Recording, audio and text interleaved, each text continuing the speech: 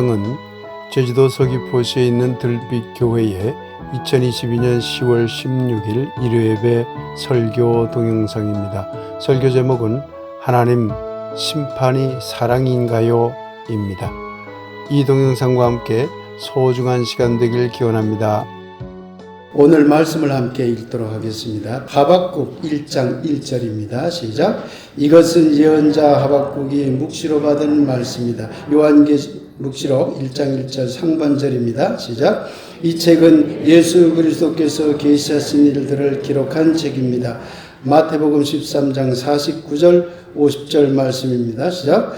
세상 끝에도 이러하리라. 천사들이 와서 의인 중에서 악인을 갈라내어 풀무불에 던져 넣으리니 거기서 울며 이를 갈리라. 마태복음 5장 45절 48절입니다. 이같이 한즉 하늘에 계신 너희 아버지의 아들이 되리니 이는 하나님이 그 해를 악인과 선인에게 비추시며 비를 의로운 자와 불의한 자에게 내려주심이라. 그러므로 하늘에 계신 너희 아버지의 온전하심과 같이 너희도 온전하라. 요한일서 4장 7절에서 8절입니다. 사랑하는 자들아 우리가 서로 사랑하자. 사랑은 하나님께 속한 것이니 사랑하는 자마다 하나님으로부터 나와서 하나님을 알고 사랑하지 아니하는 자는 하나님을 알지 못하나니 이는 하나님은 사랑이심이라.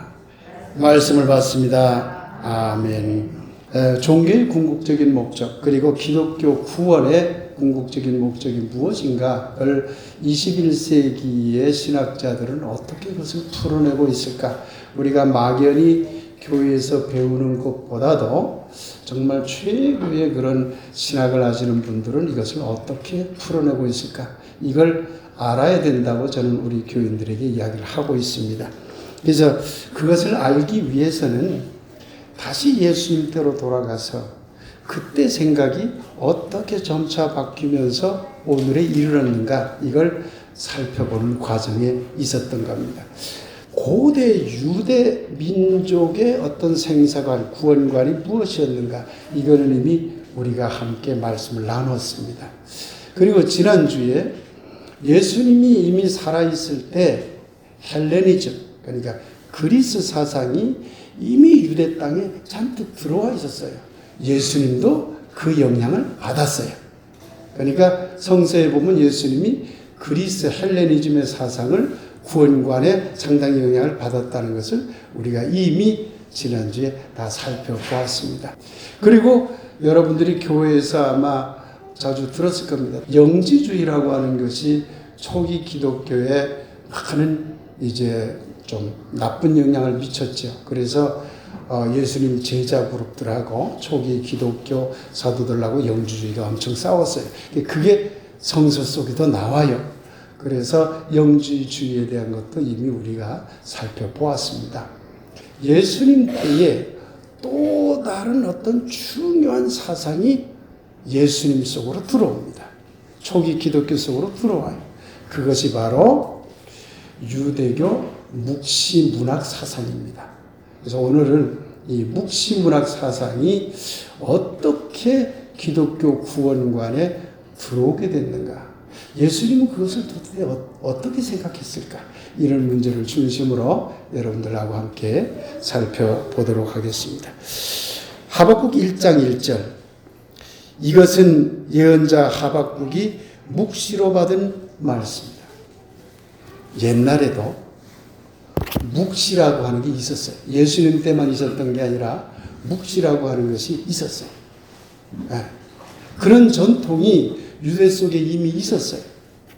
그 다음 오늘 또한 읽었던 요한계시록, 개역개정에서는 요한계시록이라고 번역이 되어 있지만 공동 번역본에 보면 요한묵시록이라고 되어 있죠. 본래 요한묵시록이라고 해야 한다는 거 여러분 알고 계시죠? 이 책은 예수 그리스도께서 계시하신 일들을 기록한 책입니다. 묵시하신 것들을 기록한 책입니다. 그런 말입니다. 그러니까 요한계시록도 묵시적인 사상이 들어있는 겁니다.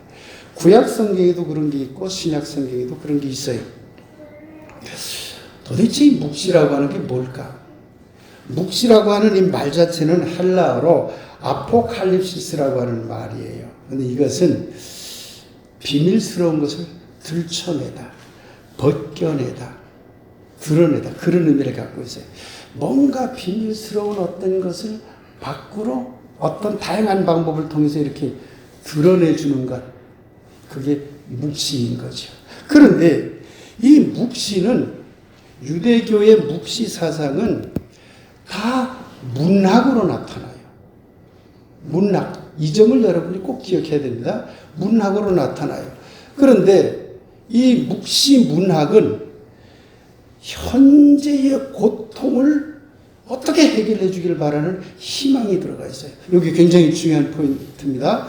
현재의 고통을 어떻게 하면 해결해 주기를 원하는 희망이 이 묵시 문학 속에는 들어가 있어요. 요한계시록 속에도 들어가 있고, 구약 성경 다니엘서가 대표적인 묵시 문학서인데 다니엘서에도 들어가 있고, 이사야서 24장 그 전후반도 묵시 문학인데 거기도 다 들어가 있고, 현재의 고통을 어떻게 해결했으면 좋을까 하는 희망이 잔뜩 들어가 있죠. 그 다음에 현재의 고통을 온전히 해결할 수 없다고 보고 미래에 신이, 하나님이 이것을 어떤 방법으로든지 간에 이 현재의 고통과 악을 물리치고 우리를 구원하고 우리를 고통에서 빠져나오도록 해결하도록 해준다 하는 사상이 거의 대부분의 묵시 문학에는 들어가 있습니다. 제가 여러분들에게 문학이라는 말을 강조한 이유가 있어요. 문학은 예술입니다. 예술은 문학이 됐건 음악이 됐건 미술이 됐건 뭐 조각이 됐건 연극이 됐건 무용이 됐건 예술은 사실적 언어를 말하지 않아요. 모든 것을 다 상징으로 말합니다. 그러니 묵시 문학이 예술이라고 하는 것은 사실적인 내용을 기록한 책이 아니라, 문서가 아니라 상징적인 의미를 기록한 책이라는 뜻이에요. 이 점을 여러분이 분명히 알아두셔야 됩니다. 그래서 요한계시록은 함부로 읽는 게 아니라는 얘기예요. 그걸 사실로 읽으면 완전히 엉터리 문서가 되어버립니다. 상징으로 읽어야 되는 것이죠. 딴따단딴딴딴딴딴딴따다다단딴딴딴따 뭐지요? 이 의미가 뭐지요? 몰라요. 나도. 딴따단따 그 뭐예요? 예술은 의미를 확정하지 않습니다. 오픈돼요. 누구에게나 열려있도록 개방이 돼요. 예술이 그렇다는 얘기예요. 예술은 의미를 확정하지 않고 오픈합니다. 그러면 묵시 문학을 읽을 적에 이것의 의미는 이것입니다 라고 해서 확정해서 말할 수 있을까요? 없을까요? 그렇게 말해서는 안 되는 거죠. 그 의미가 열려 있어요. 가끔 보면 666은 이것이니까 믿으시오. 다 사입입니다. 14만 4천은 반드시 구원받고 어쩌고 저쩌고 신천지가 그러잖아요. 그래서 사입인 거예요.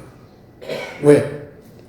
묵시 문학은 상징 언어이며 의미를 확정할 수 없는 내용이지, 그것을 확정적으로 가르치는, 그것이 아무리 선한 뜻이라 하더라도 확정적으로 가르치는 것은 오류입니다. 왜? 예술은 그걸 결코 말할 수 없다는 것을 예술하는 우리들은 너무나 잘 알죠.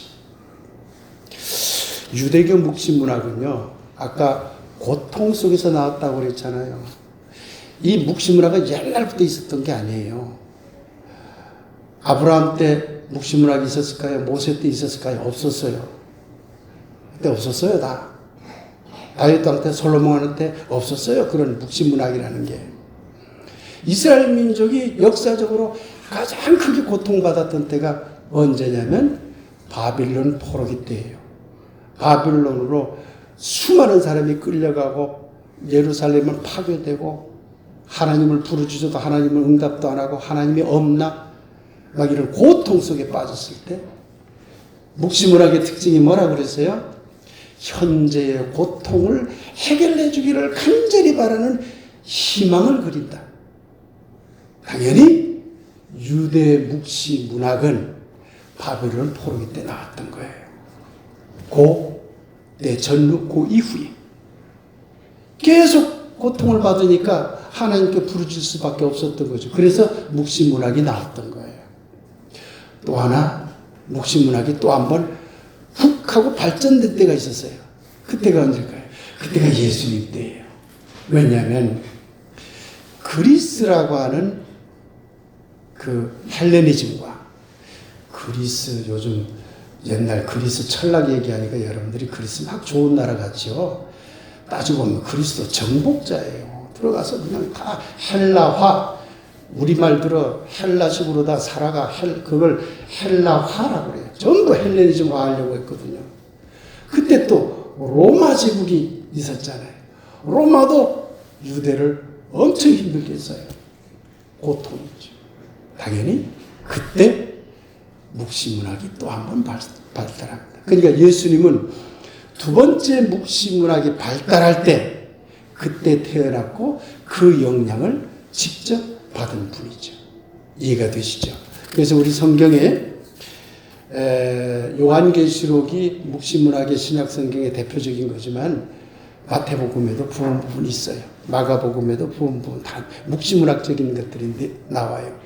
구약성경에 가면 다니엘서를 가장 대표적인 것이라고 하지만 다니엘서 말고도 오늘 읽은 하박국서, 스가랴서, 요엘서 이런 것들이 그 묵시적인 내용을 포함하고 있는 그러한 성서들이다 이렇게 보면 됩니다.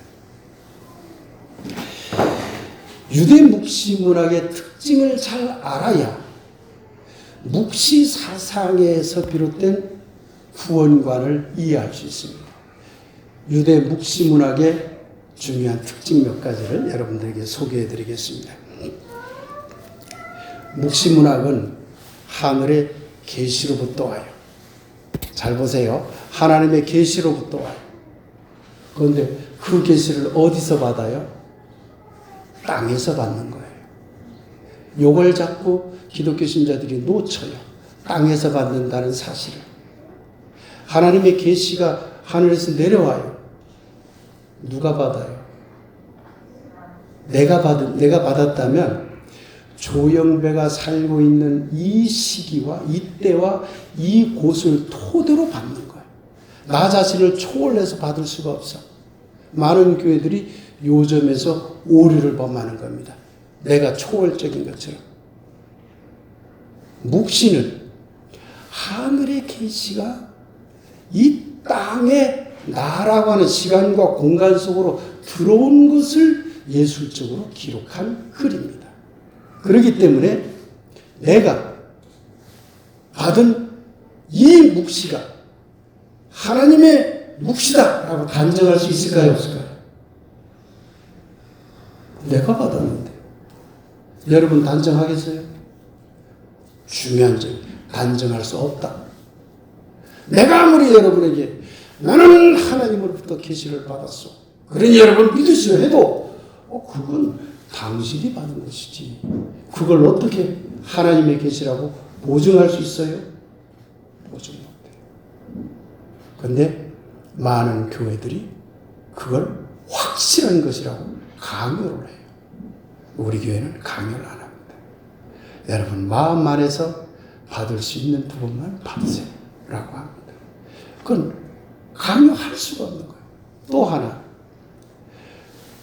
그것이 하나님의 계시라 할지라도 내가 땅에서 받았잖아요. 똑같은 계시가 노랑머리 뉴욕주에 사는 영국 계열의 앵글로색슨 계열의 미국인에게 똑같은 계시가 내리고 그 계시가 한국의 저 제주도의 시골 할머니한테 똑같은 계시가 내렸어. 그 계시를 받은 결과가 같을까요? 다를까요? 여러분 같다고 생각하세요? 당연히 다르겠죠. 왜? 제주 사람은 제주적 언어와 제주적 사고방식과 제주적인 문화적인 백그라운드 속에서 그걸 봤죠. 그러니 계시문학은 묵시 문학은 앞서 말씀드렸듯이 그 어떤 방법으로도 절대로 절대화해서는 안 된다는 거예요. 그 어떤 것도 확정적으로 말해서는 안 된다는 거예요. 두 번째 중요한 특징이 있습니다. 앞서 현세의 극심한 고통을 반영하고 내세의 해결 희망을 희망한다고 그랬죠. 그러니까 여기서 중요한 것은 현세의 극심한 고통을 전제하지 않고 그걸 빼버리고 그건 나 몰라. 그러고는 내세의 구원, 내세의 천당지옥 하면 그것도 틀렸다 그 말입니다. 다니엘서를 읽을 때는 바벨론 포로기의 그 고통을 알아야 되는 것이고, 요한계시록을 읽을 때는 예수님 당시, 예수님 돌아가시고 난 그 1세기의 그 지독한 현실적인 고통을 알아서 읽어야지, 그건 나 모르고, 하나님 믿고 나는 천당 갈래. 그건 엉터리다 그 말입니다. 현세의 고통이 무엇인가를 반드시 전제로 가야 된다는 점을 잊어서는 안 되는 겁니다. 그런데 유대 묵시 문학에서 아주 중요한, 오늘 여러분들이 결코 잊어서는 안 될 제일 중요한 포인트를 말씀드릴게요. 묵시 문학은 공이 이원론으로 되어 있다는 겁니다. 이원론이라는 말을 우리 교인들은 하도 들어서 압니다만은, 이원론이라고 하는 것은 두 개의 대립자가 서로 갈등하는 구조로 이 세계를 이해하는 것을 말합니다. 선과 악, 진리와 거짓, 아름다움과 추, 남자와 여자, 하늘과 땅, 이런 식으로 밤과 낮, 이렇게 두 개의 대립 구조로 보는 사고 구조를 이원론이라고 그래요. 근대 사상이죠. 현대는 걸 던져버린 거지. 그런데 묵시 사상은 근대 사상도 아니에요. 저 고대 사상이에요. 여러분 상상해 보세요. 지금부터 2000년 사상, 2000년 전 사상이에요. 그때 사람들은 특히 그 당시에 헬레니즘의 영향을 받은 사람들은 이원론적으로 모든 걸 생각했어요. 근데 묵시 사상에는 두 가지 이원론이 있어요. 선과 악이 대립한다는 이원론이에요. 그래서 여러분들이 요한 묵시록과 관련된 영화나 이런 거 보면 항상 선한 그룹하고 악한 그룹이 막 싸우는 거잖아요. 곡과 마곡의 전쟁, 아마겟돈 전쟁, 여러분 영화로도 다 봤을 거예요. 선한 그룹하고 악한 그룹이 들이대 싸우는 걸로만 표시가 돼요. 표현이 돼요. 이 이원론이. 또 하나는 현세와 내세를 구분하는 이원론이 이 속에 있는 거예요. 현세와 내세를 구분해요. 묵시문학은 철저히 이원론적인 것을 토대로 만들어졌다는 거예요. 그러니 선과 악을 나누려면 나누는 사람이 있어야 돼요. 그게 누굴까요? 심판자죠. 그러니까 묵시문학에는 반드시 심판 얘기가 들어올 수밖에 없는 거예요. 우리 교우 여러분들 헬레니즘 사상에 심판 사상이 있었나요? 없었나요? 없었어요.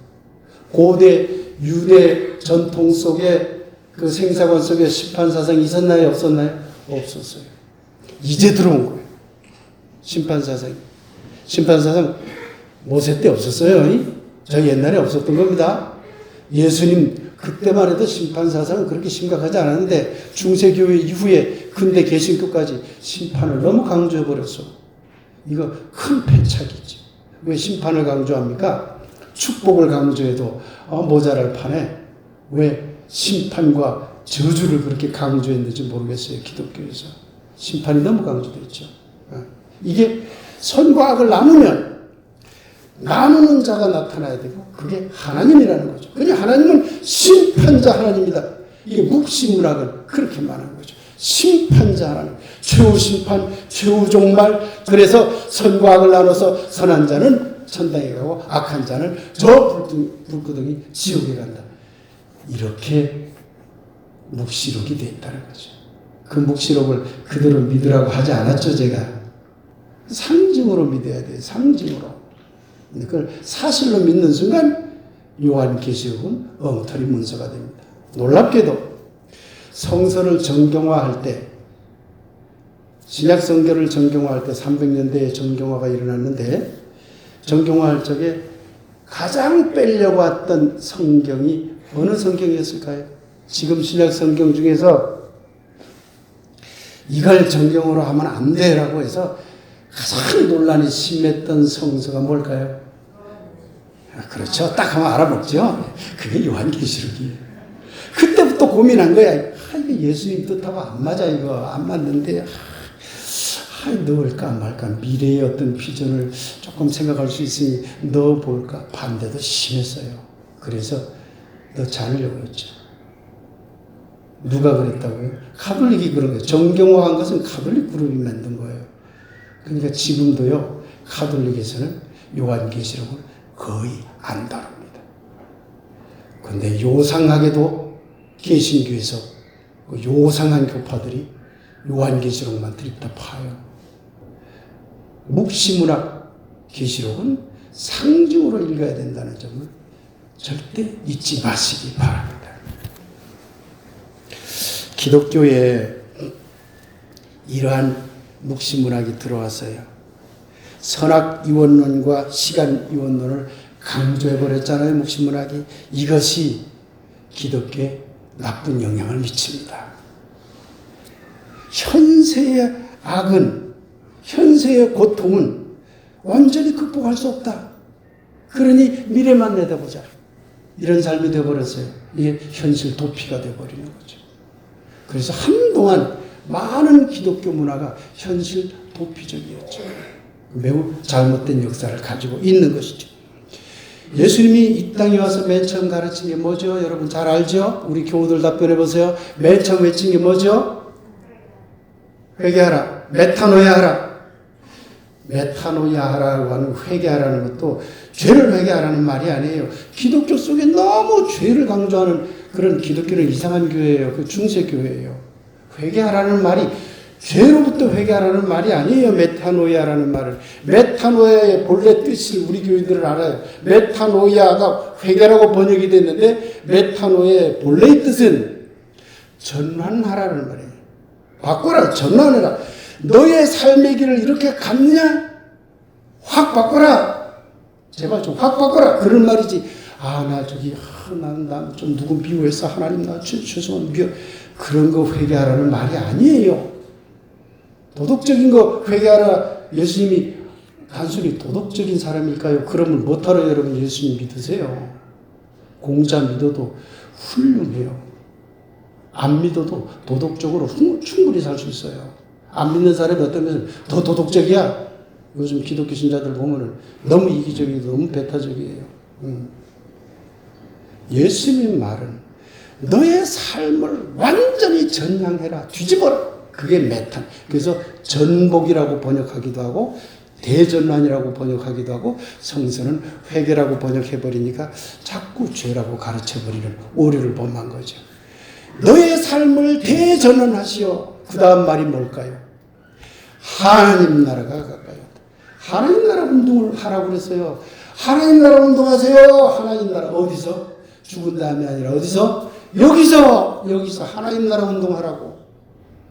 그런데 묵시 사상을 강하게 들어오면 여기 삶을 버리게 되죠. 여기서 하나님 나라 운동을 버리게 돼요. 그냥 하늘나라 천당 가게 해주십시오. 그래서 모여서 그냥 기도하고 이상한 종파가 다 되는 거예요. 진정한 예수님의 가르침은 이 땅에서 행복하고 아름답게 살아가시오. 혼자만 아니 함께 더불어서 다른 이들과 자기와 생각이 다른 모든 다른 타자들과 함께 어울려 살아가시오. 그게 사랑이라고 가르친 것입니다. 신에 대한 최후 심판과 선의 최종 승리, 천당 지옥이라는 종말론을 묵시문학은 강조해버렸죠. 여러분, 천당 지옥을 믿으세요? 그거 상징 언어라니까요. 상징 언어. 사실 언어가 아니라 상징 언어예요. 저도 모르겠어요. 천당 지옥이 있는지 없는지. 믿는 건 여러분의 자유입니다. 고통 주는 자, 현재의 고통을 해결하기 위한 희망을 가지고 묵시 문학이 만들어졌다고 전제를 하면 고통을 주는 자는 나쁜 자들이에요. 로마 제국이 나쁜 거잖아요. 바벨론 제국이 나쁜 자들이잖아요. 유대 민족을 하도 고통 줬으니까. 그러면 피해받는 자들은, 고통을 받는 자들은 천당 간다는 거예요. 고통을 주는 자들은 지옥 간다는 거예요. 그러면 천당 가서 나는 보상을 받는다는 보상 심리가 작용을 해요. 여러분, 보상받아가지고 잘 먹고 잘 살기 위해서 천당 가세요? 천당 가려고 하세요? 그런 천당 없습니다. 두고 보자 저것들. 세상 거 예수 안 믿어. 지옥 갈 놈들 두고 보자. 우리는 천당 간다. 우리는 보상받는다. 우리는 행복하다. 기독교 믿는 사람들이 다 그 써있어. 두고 보자. 그게 사랑이에요, 여러분? 예수님이 그렇게 가르친 그게 사랑이냐고. 여러분이 생각하는 두고 보자 해가지고 여러분이 행복할 천당에 여러분이 가면 좋겠어요. 그게 사랑하는 사람이에요. 천당은요, 지옥과 같아요. 왜일까요? 너무나 사랑하는 사람들이 가는 곳이기 때문에 저기서 고통받는 자들 때문에 괴로워서 잠을 못 자는 사람들이에요. 알겠어요? 하나님이 나사를 딱 쥐어버려가지고 그런 생각 못하도록 막아버려가지고 로버트가 되어서 천당 가고 싶으세요? 정말 여러분이 사랑하면 천당 갔다고 칩시다.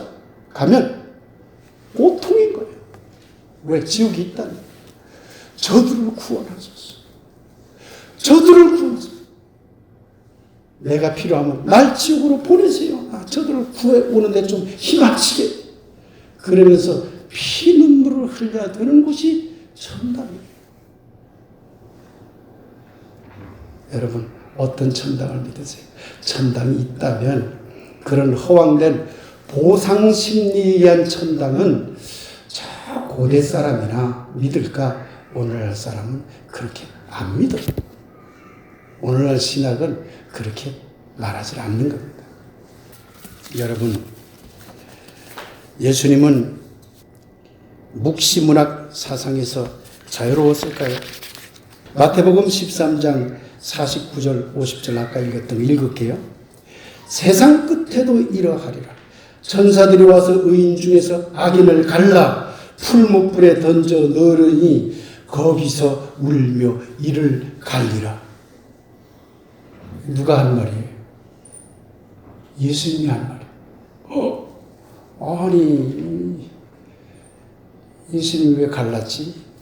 의인과 악인을 갈라 풀무불에 던져 지옥에 던져 울며 이를 갈리라. 당최 이해 못하겠네. 그러나 한 가지 이해할 수 있어요. 예수님도 묵시사상에 영향을 받았구나. 그거는 확실하게 알 수 있어요. 그렇죠? 예수님도 묵시 문학사상에 영향을 받은 것만은 분명하다. 그런데 마태복음에 나오는 이 구절은 마가복음에 없어요. 누가복음에도 없어요. 요한복음에도 없어요. 새로 들어갔다는 얘기. 마가복음이 원전입니다. 여러분 교회에서 배우세요. 마가복음이 원전이에요. 새로 추가됩니다. 마태 공동체가 유대인 공동체예요. 그러니까 유대 전통을 따르는 공동체야. 그러니까 유대의 묵시사상도 자꾸 얘기해 줘야 돼. 마가 공동체는 유대 공동체가 아니에요. 누가 공동체도 유대 공동체가 아니에요. 요한 공동체도 유대 공동체가 아니에요. 묵시사상이 별로 안 들어갔죠. 그러니 이 말에 대한 진정성을 학자들은 의심을 합니다. 제자들이 추가로 넣은 것이다. 이렇게 생각을 하죠. 그러나 적어도 그럼에도 불구하고 예수님도 묵시사상에 좀 영향을 받기는 했을 것이다. 이렇게 보아집니다. 여러분 한국 사람들이죠. 가끔 이런 말 쓰죠. 정말 나쁜 놈, 정말 미운 놈 보면 아이고 저승사자를 뭐하나 저런 놈 안 잡아가고 그런 말 해요 안 해요? 기독교 신자 여러분. 그렇다고 해서 제가 샤머니즘을 믿고 있는 건가요? 저승사자 이야기는 샤머니즘이거든요. 내가 기독교를 믿어도 문화가 이미 샤머니즘 문화라든가 유교 문화라든가 불교 문화 속에서 우리가 살아가기 때문에 그 문화의 영향을 받아서 그런 말을 사용을 하고 그런 인식을 하면서 기독교를 믿어요. 이판사판이네? 그런 말 막 쓰잖아요. 그거 불교예요, 그거. 아무 생각 없이 여러분, 아주 이판사판 싸우네. 그래, 불교 얘기거든. 우리 모르잖아. 그래도 써. 기독교 믿어도. 알겠어요? 예수님도 마찬가지다. 그 말이에요. 예수님도 마찬가지다. 예수님의 생각은 이런 A가 예수님 생각이야. 요게. 그런데 이야기하다 보면 유대 문화, 그 당시 유대 문화에 깔려있는 것들을 반영해서 쏟아낸다니까. 묵시사상에 깔려있어. 그러니까 욕하고 싶을 때는 묵시사상 토대로 욕을 한다니까. 이해되시죠?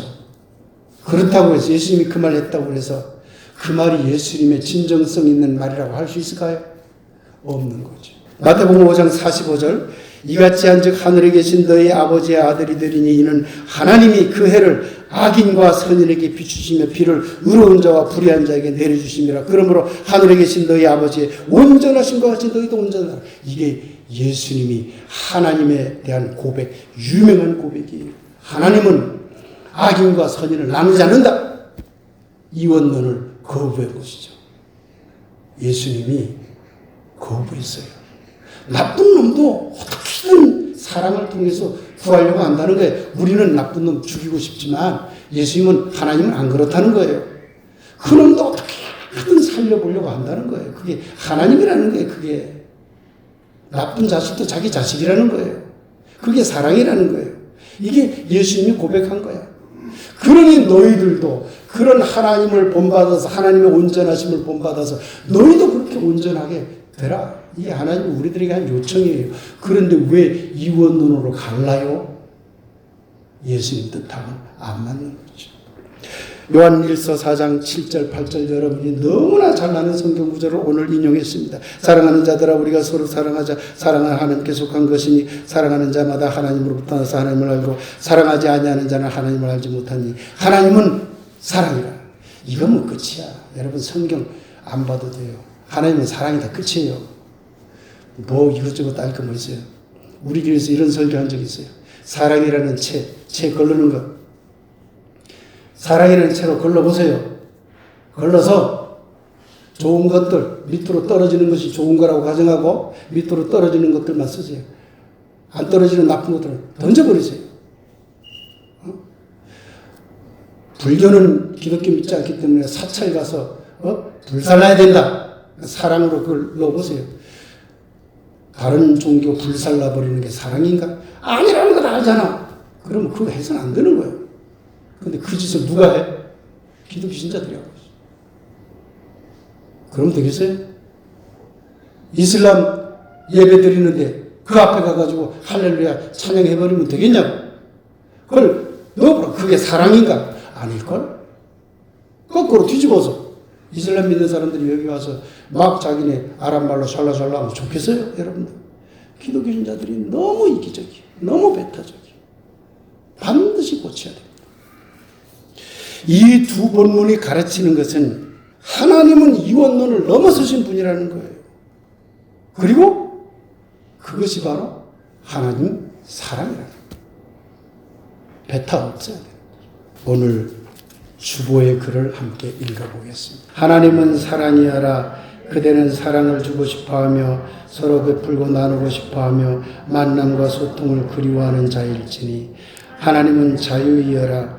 그대는 훌훌 더 넓은 세계로 나아가 더 많은 존재들을 만나며 자기를 비워 훌훌 길을 떠나는 자일지니 하나님은 심판이여라. 그대는 남을 판단하고 싶어하며 다른 이들을 정죄하고 싶어하며 그들이 벌받는 것을 기다리는 자일지니 하나님은 분리이여라. 그대는 자기를 나실인이라 하며 이원론으로 다른 이들을 분리하고 배타하며 자기만 드러내려 하는 자일지니 하나님은 우리가 바라보는 자리에서 그 거룩하심을 드러내시는 분, 사랑으로 그분을 바라보는 자는 사랑의 자리에서 심판으로 그분을 바라보는 자는 심판의 자리에서 하나님은 오늘도 사랑받고 싶어 한다라는 어린아이처럼, 사랑을 주고 싶어 한다라는 어머니처럼 우리의 자리에서 거룩하심을 드러내신다. 여러분, 이 글을 무겁게 읽으시기 바랍니다. 심판의 하나님으로 믿는 자는 심판을 받습니다. 사랑의 하나님으로 하나님을 믿는 분은 사랑을 받습니다. 하나님은 자유라고 믿는 분은 자유로운 삶을 누립니다. 하나님은 분리하고 배타하고 나누어서 어떤 사람은 구원하고 어떤 사람은 저주한다고 믿는 사람은 바로 그에게 그 화살이 돌아갈 겁니다. 어떤 하나님을 믿는지는 여러분의 자유입니다. 오늘 우리는 묵시문학적인 구원관을 함께 살펴보았는데 그 묵시문학적인 구원관만을 놓고 보더라도 여러분의 신앙은 이렇게 선택할 수 있습니다. 첫째, 하나님을 심판자로 믿을 것인가? 묵시문학적이죠.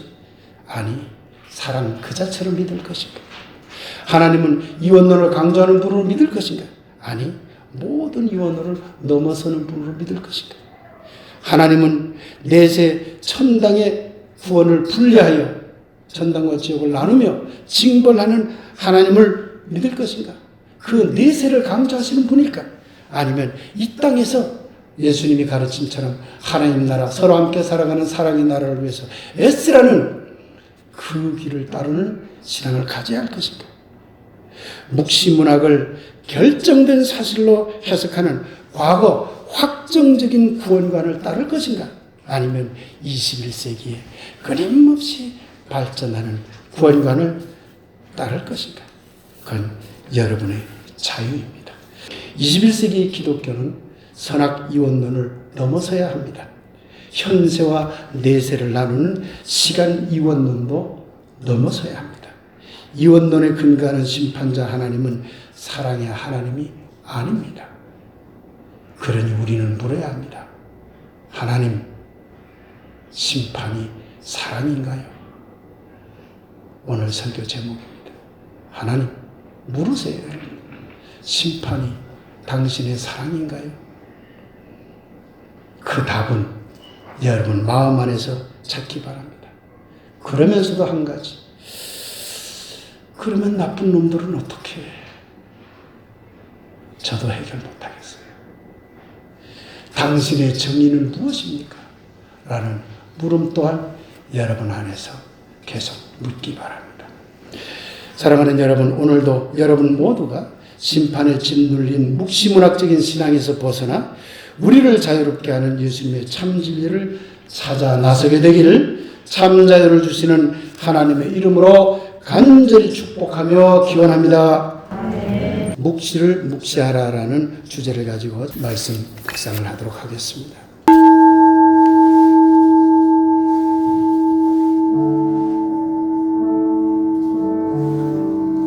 묵시는 고통의 소리입니다. 우리 안의 고통과 이 세계의 고통의 소리를 조용히 들어봅시다. 그것이 관자자의 소리 듣기이며 그것이 예수님의 거리 나서기입니다. 하늘에 계시며 우리 안에 계신 이여 선악 이원론의 묵시를 벗어나게 하소서. 현세와 내세를 나누는 시간 이원론의 묵시를 벗어나게 하소서.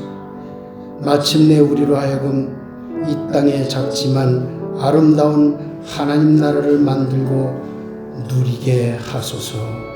아멘.